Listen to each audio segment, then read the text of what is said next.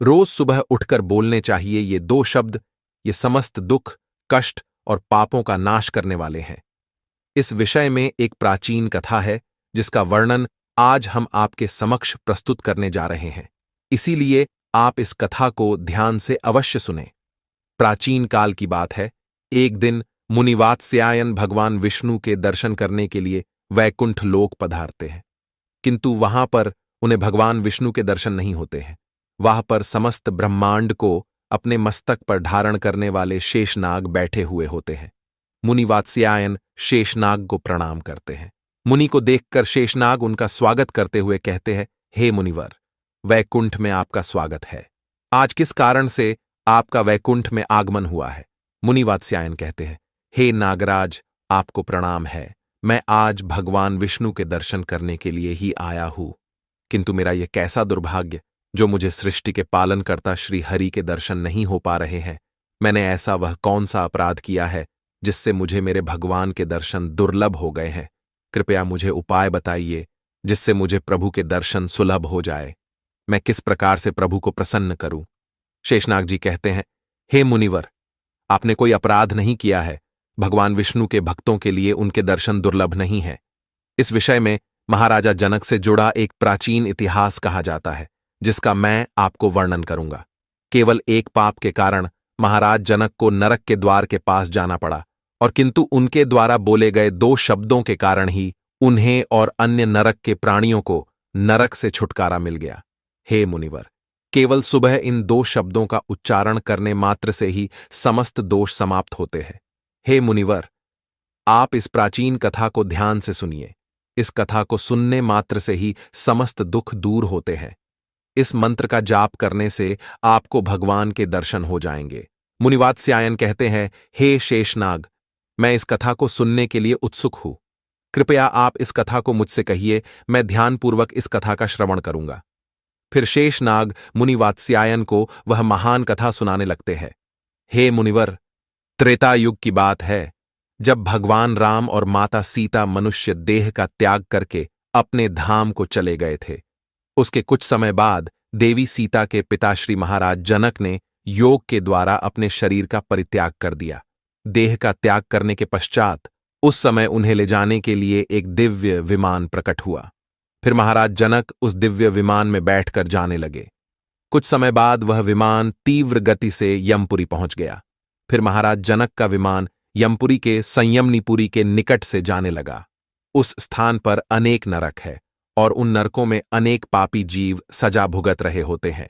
जैसे ही महाराज जनक का विमान उन नरकों के पास से गुजरने लगा, तो वहां की वायु महाराज के शरीर को स्पर्श करके नरक के प्राणियों को सुख प्रदान करने लगी। उस शीतल वायु से नरक के प्राणियों को नरक की भयंकर अग्नि में शीतलता प्राप्त होने लगी। जैसे जैसे महाराज का विमान उन प्राणियों से दूर जाने लगा, तो फिर उन प्राणियों को नरक की अग्नि से जलन होने लगी, और वे जोर जोर से चीत्कार करने लगे और महाराज से प्रार्थना करने लगे, हे महात्मा, कृपया यहां से दूर ना जाओ। जो वायु आपके शरीर को छूकर हमारी ओर आ रही है, उससे हमें बड़ा सुख मिल रहा है। नरक की अग्नि की दाह कम हो रही है। महाराज जनक बड़े महात्मा थे। उन नरक के प्राणियों का करुण विलाप सुनकर उन्हें बड़ी दया आ गई। उनका हृदय शोक से भर गया। उन नरक के प्राणियों को ऐसे कष्ट भोगता हुआ देखकर महाराज का मन विचलित होने लगा। वे इस प्रकार से सोचने लगे, यदि मेरे यहां पर रहने से इन प्राणियों को सुख प्राप्त होता है, इनकी नरक की पीड़ा कम होती है, तो मैं यहीं पर निवास करूंगा। यही स्थान मेरे ठहरने के लिए उत्तम है। इतना सोचकर महाराज जनक उन प्राणियों को सुख प्रदान करने के लिए नरक के द्वार के पास ही रुक गए। वहां की वायु महाराज के शरीर को छूकर उन प्राणियों की ओर जाने लगी और उन्हें सुख प्रदान करने लगी, जिससे नरक के सभी प्राणी महाराज को धन्यवाद देने लगे और कहने लगे, हे राजन, आप बड़े पुण्यवान हैं। हम पापियों को सुख प्रदान करने के लिए आप उत्तम लोक का त्याग करके यहां पर ठहर गए हैं। फिर कुछ समय के बाद उस स्थान पर नरक के देवता यमराज आ जाते हैं। यमराज देखते हैं कि महान पुण्यात्मा तथा दयालु महाराज जनक नरक के द्वार के पास खड़े हैं। महाराज जनक को वहां पर खड़ा देखकर यमराज को बड़ा आश्चर्य हुआ। वे महाराज जनक से कहने लगे, हे राजन, आप तो बड़े पुण्यात्मा हैं, समस्त धर्मात्माओं के आप शिरोमणि हैं। भला आप इस नरक के द्वार के पास कहां से आ गए? आपको किस दुष्ट ने यहां पर खड़ा कर दिया? आप जैसे पुण्यवान मनुष्यों के लिए यह स्थान उचित नहीं है। आप तो विष्णुलोक के अधिकारी हैं। यह स्थान तो पापी और दुष्ट आत्माओं के लिए है। इस स्थान पर आप जैसे पुण्य आत्मा नहीं आते हैं। यहां पर उन पापियों को लाया जाता है जो दूसरे मनुष्यों के साथ द्रोह करते हैं, दूसरों पर कलंक लगाते हैं, दूसरों का धन लूटते हैं, पराई स्त्रियों के साथ विचरण करते हैं। जो अपनी पतिव्रता धर्मपरायण स्त्री को त्याग देता है, उन लोगों को यहां पर लाया जाता है और नरक की सजा दी जाती है। जो धन के लालच में मित्र के साथ धोखा करता है, उस पापी को मेरे द्वारा इन नरकों में डाल दिया जाता है। जो भगवान में आस्था नहीं रखते, जो नास्तिक होते हैं, धर्म कर्म नहीं करते हैं, उन्हें ही इस नरक में डाल दिया जाता है। जो भगवान विष्णु के नाम का स्मरण नहीं करता, जो समस्त नरकों से मुक्ति दिलाने वाले भगवान विष्णु है, उनकी पूजा कभी नहीं करता, उन मनुष्यों को ही इस नरक में गिराया जाता है। बड़े बड़े पाप करने वाले प्राणियों को मेरे दूत घसीटते हुए लाकर इस नरक में गिराकर भयंकर दंड देते हैं। इसीलिए हे राजन, आप इस स्थान से चले जाइए। आपके जैसे भगवान विष्णु के भक्त को यहां पर ठहरना नहीं चाहिए। आप श्रेष्ठ विमान में बैठकर वैकुंठ लोक को जाकर समस्त सुखों का उपभोग कीजिए। यमराज के द्वारा इतना कहने पर महाराज जनक कहने लगते हैं, हे धर्मराज, इन प्राणियों का करुण विलाप सुनकर मुझे इन पर बड़ी दया आ रही है। मेरे शरीर से स्पर्श करके जो वायु इनकी ओर जा रही है, वह इन्हें सुख प्रदान कर रही है। इसीलिए मैं इन प्राणियों को ऐसे कष्ट में छोड़कर नहीं जा सकता।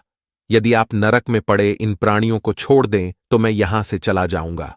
फिर यमराज कहने लगते हैं, हे राजन, देखिए, आपके सामने ये जो पापी खड़ा है, इसने अपने मित्र की पत्नी के साथ अत्याचार किया है, जो इसे अपना भाई मानती थी। इसीलिए मैंने इसे 1000 वर्ष के लिए इस नरक में डाल दिया है। सजा भुगतने के बाद इसे सूअर के जन्म में डाल दिया जाएगा। ये जो दूसरा पापी आपके सामने खड़ा है, इसने बलपूर्वक पराई स्त्रियों को आलिंगन दिया है, इसीलिए इसे 100 वर्षों के लिए इस रौरव नाम के नरक में डाला गया है। और उसके पास ये जो तीसरा पापी खड़ा है, ये बड़ा ही नीच है, इसने दूसरों का धन चुराया है, इसीलिए इसके दोनों हाथ काटकर इसे नरक में पकाया जा रहा है। ये जो चौथा पापी है, इसने अपने द्वार पर आए अतिथियों का कभी सम्मान नहीं किया, सदैव उनका अपमान ही किया है, इसीलिए इसे अंधकार से भरे तमिश्र नाम के नरक में डाल दिया जाएगा। ये जो पांचवा पापी है, इसने हमेशा ऊंचे स्वर में दूसरों का अपमान किया है। ये छठा पापी खड़ा है, इसने कान लगाकर दूसरों की निंदा सुनी है, इसीलिए इन दोनों को भी 100 वर्षों के लिए नरक में डाला गया है। ये जो स्त्री है, इसने कभी अपने पति का सम्मान नहीं किया, सदैव अपने पति का अपमान ही किया है, इसी कारण से इसे भी नरक में कष्ट भोगने पड़ रहे हैं। ये जो दूसरी स्त्री है, इसने व्यभिचार किया है, अपने गुणवान पति को छोड़कर दूसरे पुरुष के साथ भोग विलास किया है। ये जो अन्य स्त्रियां हैं, इन्होंने भी भांति भांति प्रकार के पाप कर्म किए हैं। इन्होंने दूसरों को बासी अन्न खिलाया है, द्वार पर आई गायों को मारकर भगाया है, कभी तुलसी की पूजा नहीं की है, इसीलिए इन्हें भी नरक में कष्ट भोगने पड़ रहे हैं। इस प्रकार से यमराज ने अनेक पापियों की ओर इशारा करते हुए उनके पापों का वर्णन किया और फिर महाराज से कहने लगे, हे राजन, ये सभी पापी लोग अपने कर्म बंधन से बंधे हुए हैं, इनको इनके पाप कर्मों की सजा ही मिल रही है। जब इनकी सजा की अवधि पूर्ण हो जाएगी, तभी मैं इन्हें यहां से मुक्त करूंगा। आप इनके लिए कुछ नहीं कर सकते, इसीलिए आप शीघ्रता से यहां से दूर चले जाइए। फिर महाराज जनक कहने लगे, हे धर्मराज, मैं भगवान विष्णु का परम भक्त हूं, मुझसे इन प्राणियों का दुख देखा नहीं जा रहा है, कृपया आप इन प्राणियों की मुक्ति के लिए उपाय बताइए। यमराज कहने लगते हैं, हे राजन, इन पापियों ने भगवान विष्णु की कभी आराधना नहीं की है, फिर इन पापियों को नरक से कैसे छुटकारा मिल सकता है? एक बार नरक में गिरने के बाद ये सभी पापी जीव अपने मुख से भगवान विष्णु का नाम भी स्मरण नहीं कर सकते। किंतु यदि आप आपके द्वारा किए गए पुण्य इन प्राणियों को प्रदान करते हैं, तो इनकी मुक्ति हो सकती है। केवल यह एक ही उपाय है जिससे इन प्राणियों को नरक से छुटकारा मिल सकता है।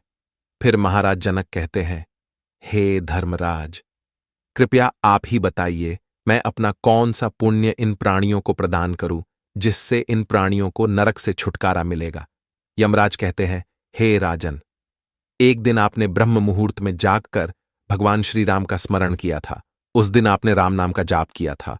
उसी का पुण्य आप इन प्राणियों को प्रदान कीजिए, जिससे इनका नरक से उद्धार हो जाएगा। हे राजन, राम नाम की महिमा बहुत बड़ी है। जो भी मनुष्य सुबह जागने के बाद राम नाम का जाप करता है, उसके समस्त दोष समाप्त होते हैं। भगवान विष्णु के सहस्र नामों के जाप के समान फल केवल राम नाम का जाप करने से ही प्राप्त होता है।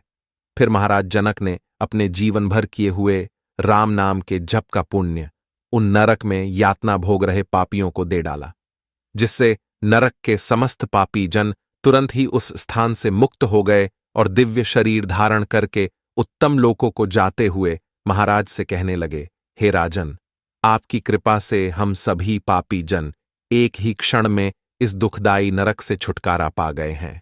अब हम सभी परम धाम को जा रहे हैं। आपका कोटि कोटि धन्यवाद है।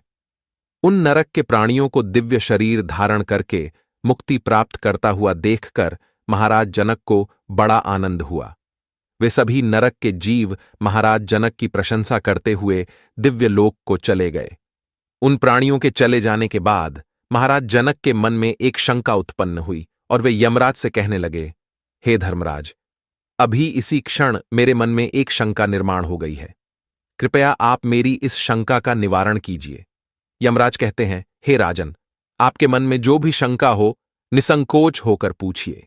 फिर महाराज जनक कहने लगते हैं, हे धर्मराज, आपने कहा था कि पाप करने वाले मनुष्य ही आपके इस नरक के द्वार पर आते हैं। धर्म कर्म करने वाले लोग यहां पर नहीं आते हैं। तो फिर हे धर्मराज, किस पाप के कारण मेरा इस स्थान पर आगमन हुआ है? इसीलिए कृपया आप मुझे मेरे पाप के बारे में बताइए। मैंने ऐसा कौन सा पाप किया था जो मेरा इस नरक के द्वार के पास आना हुआ? फिर धर्मराज कहने लगते हैं, हे राजन, आपका पुण्य बहुत बड़ा है। इस पृथ्वी पर आपके समान पुण्यवान कोई और नहीं है, किंतु आपके द्वारा अनजाने में ही एक पाप हो गया था। उसी पाप के कारण आपको इस नरक के द्वार के दर्शन करने पड़े हैं। एक समय की बात है, आप रथ में बैठकर वन के मार्ग से गुजर रहे थे। वहां पर एक गाय वन में चर रही थी। आपका रथ उस गाय के सामने चला गया, जिस कारण से आपके द्वारा अनजाने में ही उस गाय के चरने में रुकावट निर्माण हो गई थी। इसी एक पाप के कारण आपको नरक के द्वार के दर्शन करने पड़े। मनुष्य को गायों को कभी सताना नहीं चाहिए। गायों को कष्ट देने वालों को भयंकर नरक में डाल दिया जाता है। किंतु आप बड़े पुण्यवान हैं, आपने अनेक गायों की सेवा की है। आपके द्वारा अनजाने में यह पाप हुआ था, इसीलिए ही आपका इस नरक के द्वार के पास आगमन हुआ है। किंतु हे राजन, इस समय आपको उस पाप से छुटकारा मिल गया है। इसीलिए आप अब अपने विमान पर बैठकर शीघ्र ही परम धाम की ओर प्रस्थान कीजिए। फिर महाराज जनक यमराज को प्रणाम करके उस दिव्य विमान पर बैठकर वैकुंठ लोक को जाने लगे। शेषनाग कहते हैं, हे मुनिवर, इस प्रकार से महाराज जनक के द्वारा प्रातःकाल में राम नाम का जाप करके जो पुण्य अर्जित हुआ था, उसी पुण्य के कारण नरक के प्राणियों को छुटकारा मिल गया था।